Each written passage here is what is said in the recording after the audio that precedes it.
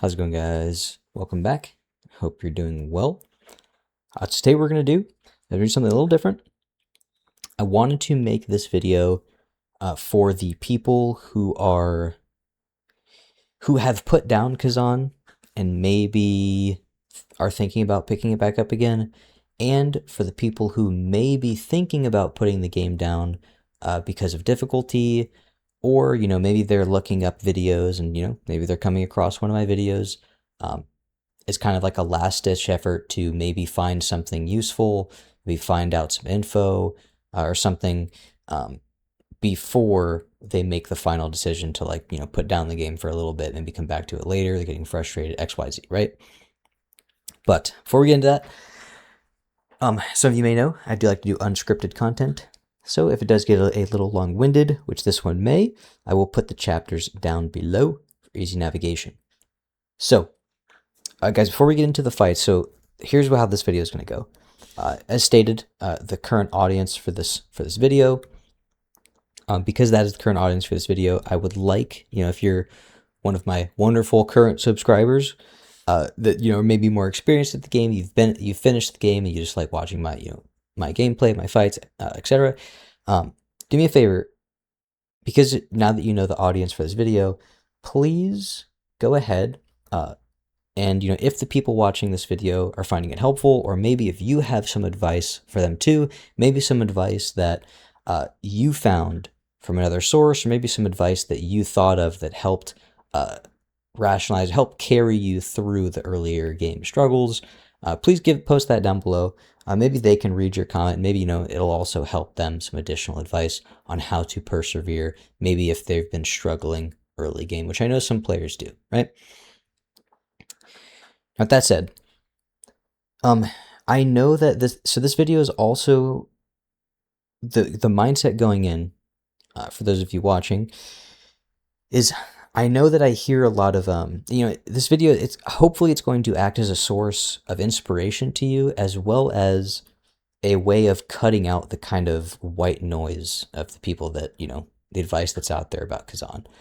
A couple of things is that my goal with it is not only that, but also with my fight footage, what I'm going to do is I'm going to be using no special gear sets. And by special, I mean nothing that was DLC, nothing that's time gated, nothing that is a seasonal thing, right? So just complete base game gear sets.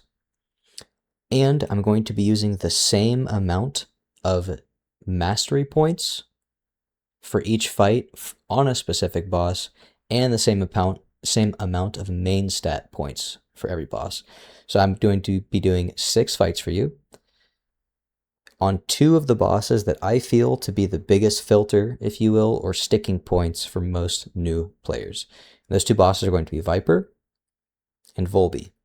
So I'm going to be doing 3 fights with Viper, 1 with each weapon, and then 3 fights with Volby, 1 with each weapon.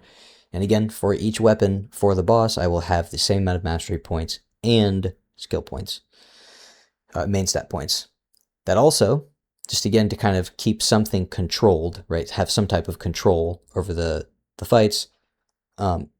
You should also know that you, or someone who's maybe struggling with some of these bosses, having struggling with the combat mechanics as well, you are going to, I would be willing to wager, you are going to be working with more mastery points than I am working with, simply because you'll probably be dying more, not only to the bosses, but just throughout the pathing, right? The running sections. So you're going to have more points than I will, most likely. So with all that being said, that's kind of the foundation of the video and going into the fights, so you can see. Now, the last thing I'll say before we get into the fights, because I will be having some commentary through the fights on my skill tree and my decision making for the skill tree, so you can kind of understand my thought process behind them. A bigger thing for me too with making this video is I know kind of going to the white noise portion of people who play Khazan, or people who have beat the game maybe one time, and they want to help other players and the advice that's given out there. I understand, when you see these fights, I want people to know that you can play fast early. And I think that these fights are going to be a good example of it's possible to, right? You can play fast and be aggressive early on, but you just can't do it as long, right? You can do it in smaller chunks because you don't have the ways to regain your resources, whether it be through dodging, guarding, whatever. But also you'll have less resources overall. But again, you still can play fast. You can play aggressive. And not only that, every weapon you can play fast with. So some people say, you know, oh, well, this weapon's ultra stamina hungry, or this weapon, you know, it's so slow early on. Great sword. You know, they'll say, oh, it's so slow, it's like unusable. You can't really do anything with it early on. You have to just slog through. I disagree. Because here's the cool thing, and I think this is a liberating thought. It's very freeing once you really accept this, is that the game gives you the tools to succeed. It does. The game gives you the tools you need to use to succeed and to play fast. But it's if you can actually utilize them and interweave them together or not. Now, I understand when you see these fights, you're like, okay, well, you have boss knowledge. Yes, you are right. I'm not going to dismiss that, right? Because that is a factor. However, I do maintain, and I do think that in this game in particular, boss knowledge is important, right? It is. I'm not going to deny that. But again, in this game, I think it's more important. I think it's more important to familiarize yourself with your own skills, your own movesets, your own recovery frames, startup frames, the time it takes to do an attack, right? How to be fluid with your weapon, what attacks to weave together to get the best results, right? To be fluid with your weapon. That to me matters more than boss knowledge, because this game allows you to be so reactive that if you fight a boss and you aren't as familiar with the moveset, but you're familiar with your moveset, you can react with the appropriate tool to respond to that boss's attack in time, right?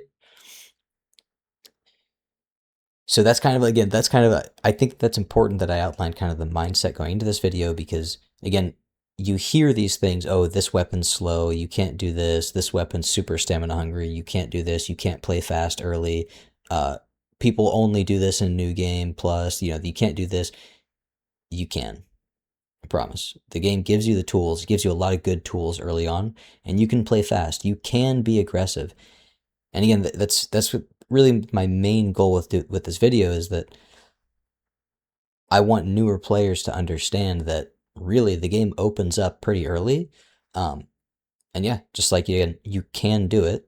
You can do it, as in you have the tools, just don't give up. Just don't give up. You have the tools at your disposal. You just got to use them, right? That's it. But other than that, before we get into the fights, one more thing you guys should know is that I am playing on hardcore, which is actually going to make me use more stamina. So your experience in, you know, maybe normal or expert, that's going to be even better, right? So especially because I like to dodge more, you're going to have a much better time dodging than I do in hardcore. So other than that, guys, yeah, I hope you enjoy the video. If you have any questions, please let me know in the comments. And yeah, last thing I'll say is good luck. Good luck and persevere. You got this. All right, so we're going to start out here. You're going to see that I do have, again, like a minimal kind of gear. Again, just using the beginning set pieces that, you know, I'm not using any of the reward set pieces, any, you know, crazy set pieces or anything that you get. I'm just using any set piece that anyone starting the game is going to be able to attain. A little bit of Butcher and some Soul Eater. Now, again, as the fight's going on, I'm going to talk a little bit about my skill tree. So with dual wield, I personally, and again, this goes to, you know, if you're struggling early game, you really need to find out your play style. A big thing I will say is with stamina management. Either, you know, find out, I would say, the kind of play style you really like. You can intermingle brink guarding and brink dodging, right? but figure out what you kind of like more and kind of lean into it, right? Now you can see going from the left, I get Blazing Assault because I really like having that extra free attack if I can pull it off. And then I put all my points into Howling Blade because I prefer Howling Blade over Whirlwind, and that's going to allow me to use less stamina as I'm attacking. Moving on, I do like, as the right there, I do like personally having Wind Chaser over Outrage because I really like using it as a good sprint attack to get into my Howling Blade chain. Now, Outrage Massive Blow is a phenomenal combo, really good for mobbing and good for boss fights too, but I like having more of a seamless interaction with Wind Chaser.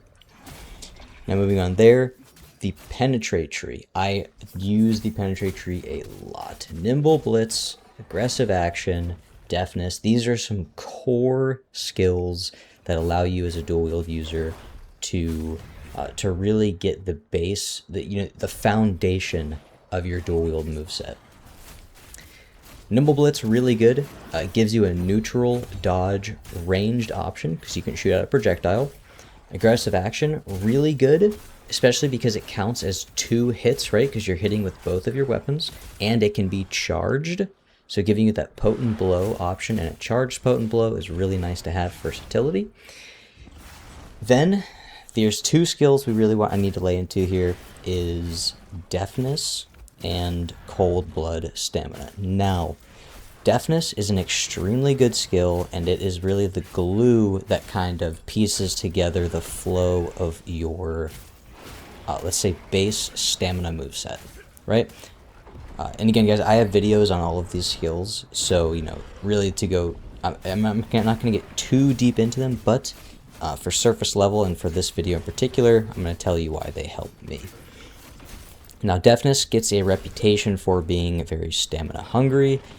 While it can be, if you use it as a brink dodge, right, as a dodge attack, you almost break even, really is the thing, right? So, it's extremely useful, and I don't let it be, I know it can be daunting, right? Especially when there's people out there who will also say you can't even use it early game. You can't use it early game. You shouldn't use it early game at all. Some people even say you shouldn't use it in your first playthrough. Genuinely, like, that's just, don't listen to that. I'm telling you, don't. I personally think that you should use it early and you should get familiar with it because it is such a good skill. It's a crucial skill to allowing you to become fluid with dual wield. Now, enough about Deafness. It's a very good skill. I would definitely get used to it early, familiarize yourself with it early, and really understand the skill. Now, moving on from there, Cold Blood Stamina. Guys, I love dodging, right? As you can probably tell, and from my other videos, if you've watched, you can probably tell, Cold Blood Stamina is crucial for the upkeep of our stamina.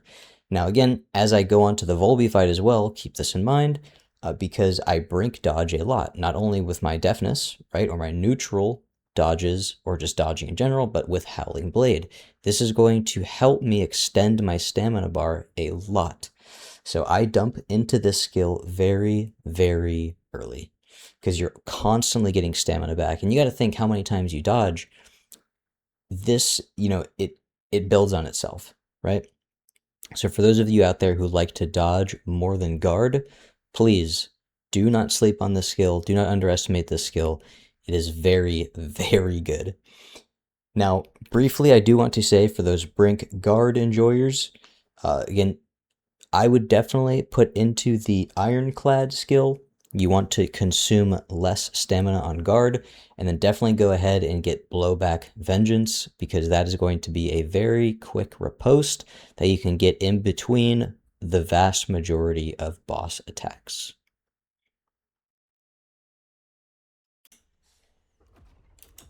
All right, so we're gonna move on to the Great Sword. All right, guys, so with Great Sword, now look, there's a lot of good skills to get here on Great Sword early.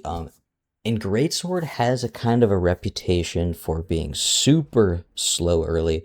While it is slower, I would say, than some of the other weapons, as well as it's definitely slower than endgame Greatsword, you still have the tools to become fluent with Greatsword very early. I'm telling you, you have the tools at your disposal. Even some of the stamina, right? If you use Ghost Arm Block, you do have a good chunk of stamina to work with. So from the left, we'll go with the Swift Attack tree. Savage Momentum. Guys, if you're using Greatsword and you're using Greatsword early, I understand that you have to fight the urge to big bonk everything. I get it. Guys, I'm telling you, charged potent blows aren't always the answer.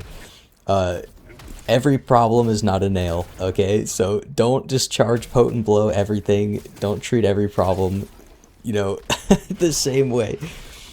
Savage Momentum is crucial to Greatsword gameplay and smooth Greatsword gameplay. You can charge your swift attacks. This is very useful as well, especially combined with Overwhelm. So as Overwhelm, that is going to be the skill on the far left side there. That's going to give you increased charge speed and damage of the next charge attack after your Savage Momentum. This is very, very good when you combine it with your dodge attacks after combat cadence and Helm Break, right? So we are going to get onto that, but I'll just briefly touch. Helm Break into combat cadence into Savage Momentum is one of your core Greatsword combos that will allow you to chain into many of your charged spirit skills. You have these skills early on, and you can use them very frequently. From there, we have Mortal Blow.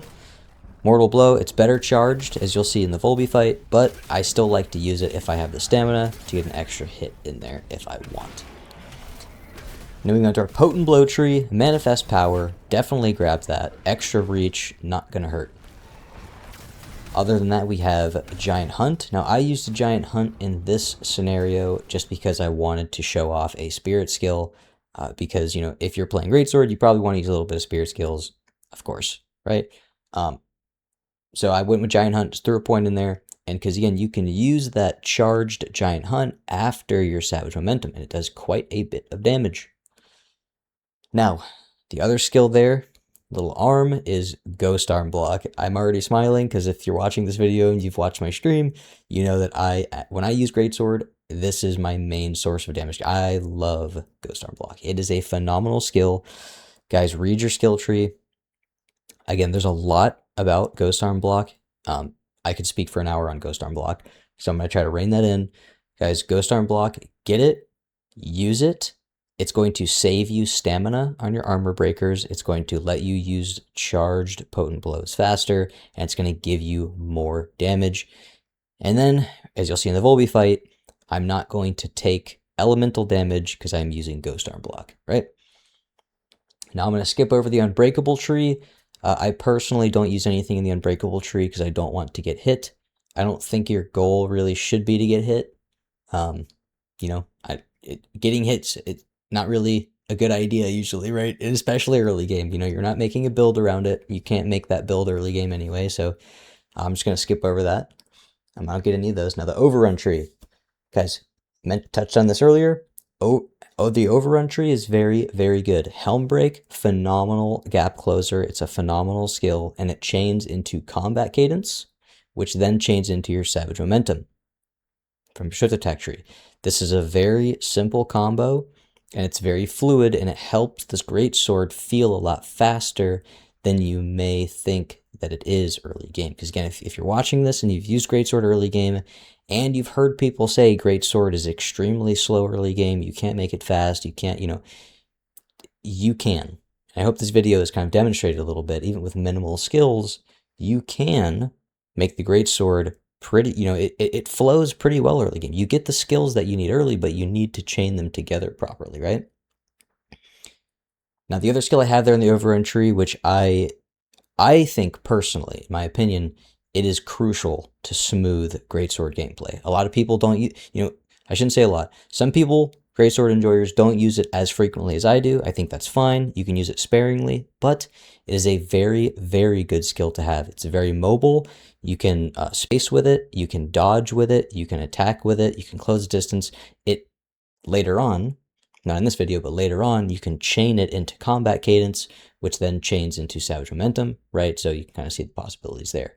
Definitely get Furious Swipe. It's worth the spirit, because if you dodge with it, you get the spirit back as well.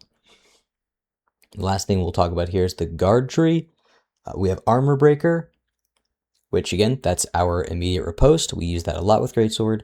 And then I had one more point to spare, so I felt that I wanted a little bit more spirit generation. I just wanted to put it in that last spirit gen on Brink Guard. All right, guys, so lastly, we have the Spear here. Okay, so with Spear, Spear, unfortunately, and look, I know a lot of people love the Spear, and they love the Spear early because it's pretty simple, right? It's a simple weapon.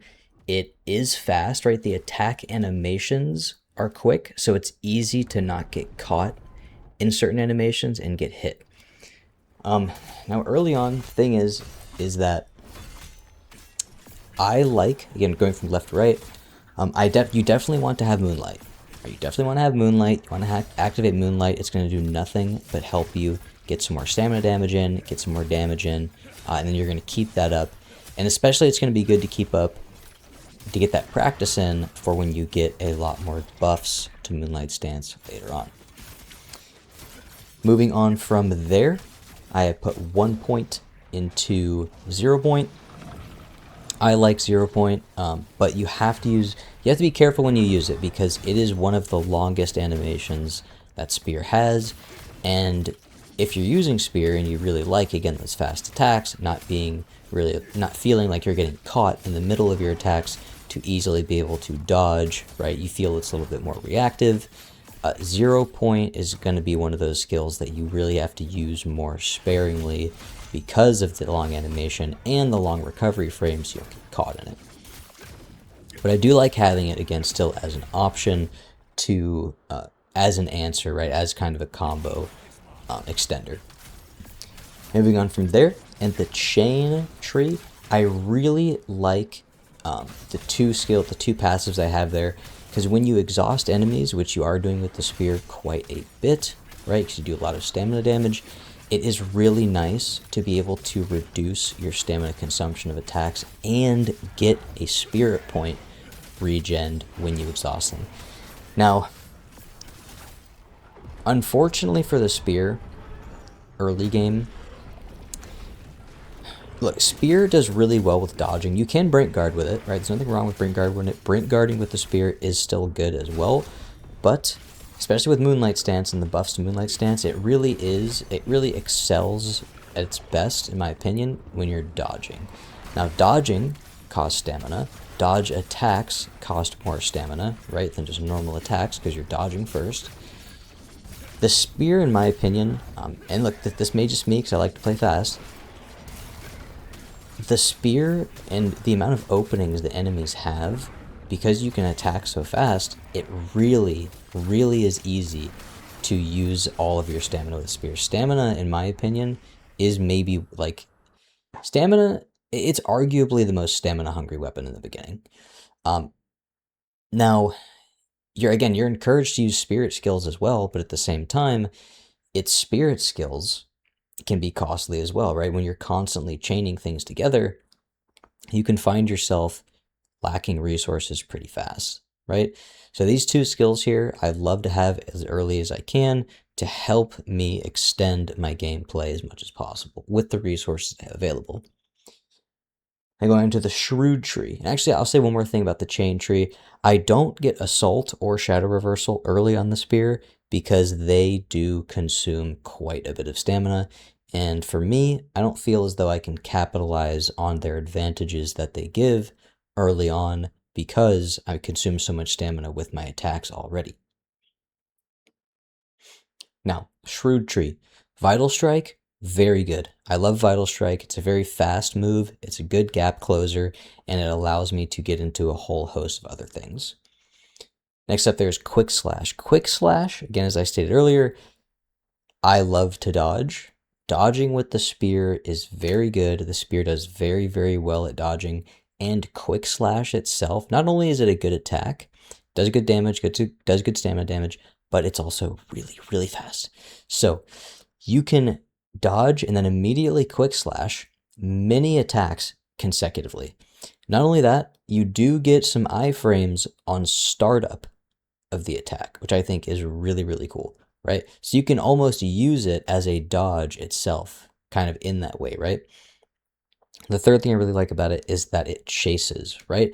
So if you dodge an enemy's attack and they're spacing you, sometimes as you can see in the Viper fight when he jumps across the arena, if you dodge and then hit a Quick Slash, you'll chase after him as he's going off into the other side. The other couple things we'll talk about here is I do like to use one spear skill, at least early on. And I know a lot of people, I usually personally use either Crescent Strike or Afterimage Thrust. I won't get too deep into all of the spear skills because again, I do have videos in every one going very in depth into them. But I just like I like Crescent Strike. I like the way it looks, especially on Viper and Volby. It's easy to get that weak point damage, and you can guard cancel it, right? So you can guard cancel it, you can spam it. It's a nice attack just to get off there. Next to that, we do have some reduction in stamina cost of dodging. As I said before, I dodge a lot personally, right? It's good to know what you like to do, your gameplay, right? Your decision making. So it's always a good idea for me to reduce my dodge stamina cost a little bit, especially because I'm playing hardcore, and in hardcore they give you a minus 40%, or they give you a 40% multiplier to your dodge stamina cost, which sucks, let's be honest. It really sucks, but if I can reduce that a little bit, that's what I'm going to do. So I put a couple points into there. And lastly, I do like having the riposte option, which is Rod Smite. Again, I don't have frame data, but the Rod Smite definitely feels to be the absolute fastest Brink Guard riposte, Brink Guard follow-up attack there is. Rod Smite is very good. Even if you like to dodge, don't sleep on Rod Smite. Very good, very fast, and does a good amount of stamina damage. So when I do Brink Guard with the spear, or if I'm forced to, if I don't have any stamina because I ran out of stamina and I have to Brink Guard the next attack, I do like to hit a Rod Smite if I have a little bit of stamina regen at the time or something like that. Definitely sprinkle in some Rod Smite. Don't sleep on it. Really, really good. All right, guys, so we're going to go into Volby here, back with the duels. So here's the thing. You can see that I, again, throughout the level, I got access to the Pilgrim set, so I went ahead and I equipped that. Then I changed up my gear a little bit, just from the RNG. Again, this is all gear that you can find. This isn't anything special, need a special edition or anything to get it. So again, I'm just synergizing my gear, as we should be doing. We're gonna hop into the fight. Now, because I talked earlier about most of the skills that I have here for Volby, there's a couple crucial skills I got access to, okay? One is the second tier of Howling Blade. This is massive for us. And again, this is why, when you hear some people say you can't play fast early game, I can't help, again, the proof is in the pudding. This is very early game, right? And you can see I'm extremely aggressive, hyper aggressive. I'm playing the game, I'm playing fast, I'm deafness dodging, I'm using my Howling Blade, right? And I'm getting my stamina back, right? Because like we mentioned earlier with the Cold Blood stamina. So I'm fueling all my attacks and I'm brink dodging to get that stamina back. Now, that second tier of Howling Blade there is the biggest improvement in our next tier here coming into Volby. Other than that, you'll see I put a couple more points into the Penetrate tree for some decreased dodge stamina cost. That's, again, just adding into the stamina, right? So if I'm using less stamina to dodge and I'm still getting stamina back, it's just adding to it the extending of our stamina bar, right? The other skill I got there, that's going to give us a little bit more iframes depending on our agility rating. I always go for A agility, right? I love having A agility because I like having fast stamina recovery. So guys, really, that is all. I mean, as you can see again, if you compare that with the screenshot we talked about earlier with dual wield, that's all I got. Those 3 new skills, right? But that second tier of Howling Blade is the key to what allows us to play fast. The the amount, the acceleration, right? That you go from not having that second tier to having that second tier of Howling Blade is immense, right? That is the difference maker for dual. Once you get that, your ability to play fast just shoots up by tenfold, right? Again, you can still play fast, as you saw from the fight footage with Viper, but once you get that second tier of Howling Blade, then you're zooming, right? Just again, for the dodge enjoyers out there, remember, don't sleep on cold blood stamina, okay? Do not sleep on cold blood stamina. Definitely put points into it. You're not going to regret it. It's going to allow you to extend your stamina bar a lot, right? But you got to hit those brink dodges. Now, again, before we move on to the next weapon, for my brink guard enjoyers out there, definitely put points into the guard tree and ironclad so you consume less stamina when guarding, right? That way you're going to extend your stamina bar that way. And then you're going to have blowback vengeance for your riposte skill. A lot of attacks, remember, you can fit that quick riposte in there. So don't sleep on that. Don't just guard. Okay, now it's my turn to attack. Fit attacks in when you can. And you can a lot. Alright guys, so moving on to the Great Sword with Volby.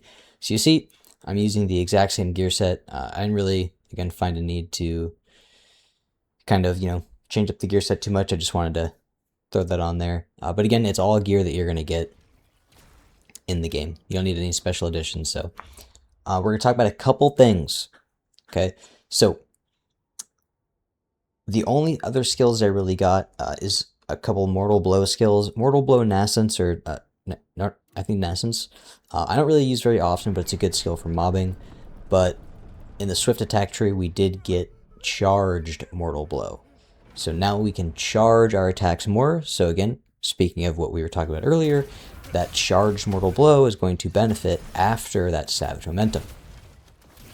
In the Potent Blow tree, you'll see we got 2 extra things here, which we really need to talk about. One is Spirit Boost. Guys, get Spirit Boost as soon as you can. Spirit Boost is phenomenal. Not only just for mobbing, but bosses as well. You're getting Spirit just for breaking an enemy's stance, which you do with the Greatsword a lot. And Greatsword can be Spirit hungry. It can be, it doesn't have to be, right? But you get your Spirit back for a good amount of skills when you use Greatsword. So get Spirit Boost. You want to have Spirit skills with the Greatsword. It's a big part of the gameplay. The other skill we got here, guys, this is crucial. Another skill you need to get as fast as possible is Phantom Knight's Veil. Guys, Phantom Knight's Veil, every Greatsword user should have this, and they should have it up always when they're fighting a boss, right? Not only does it do very respectable damage, but the pulse waves that it shoots out for doing charged attacks, which we do very frequently, the Greatsword is going to help us with our with keeping the bosses staggered when we do stagger them, right, when we do break their stance, as well as the pulses themselves also do a very respectable damage. So the Greatsword is a powerhouse all around. You need that skill, and it's going to be that skill you see that I use here as not only my damage dealing skill, but also it's going to help me maintain that buff. Moving over into the Unbreakable tree, you'll see I have 1 skill in here, which is another skill that is very crucial to Greatsword gameplay. It is Heavy Pressure. Guys, Heavy Pressure increases the charge speed of attacks following charged attacks. So think of it as the Overwhelm buff from the Swift Attack tree, but you don't have to have the prerequisite of it being Savage Momentum, and it does not deal increased damage, but you get the charge speed buff. So this is going to be very, very good for chaining all of your charged attacks together, right? So you hit Savage Momentum, you get benefit from Heavy Pressure or Overwhelm, you get an increased charge speed for your Mortal Blow, then you say, oh, well, now I want to chain in a a charged Phantom Knight's Veil or a charged Potent Blow. Because you have heavy pressure, now you can get increased charge speed on both of those. Heavy pressure is a very good skill. Definitely get it. If you don't have it, you will notice the difference immediately. Promise. Moving on from there, the only other new skill you're going to see here is going to be Counter Strike. And guys, Counter Strike, and again, I have videos on all of these spear skills. Counter Strike is really, really good. It is an enhanced Brink Guard mixed with a Potent Blow, and if you do successfully Brink Guard with that skill, you're going to get your spirit back. Small note with Counter Strike. You can Armor Breaker after it, but you don't have to Armor Breaker after it. So if you want to hit the Counter Strike and then go for a charged Potent Blow, you can set up a Ghost Arm block, right? Or again, you have a lot of options available to you. And I'm going to try to keep it, I'm trying to keep it short and sweet, but it is, think of it as a Brink Guard substitute, but it is a better Brink Guard in every way. Again, if you use the spirit, that's fine, but you're going to get that spirit regened back to you. Very, very useful. I would also recommend you use it and you get familiar with it as early as possible, because later on in the campaign, when you get more mastery points, it really allows Greatsword to shine. Say that. Alright guys, so last but not least, we do have our spear here.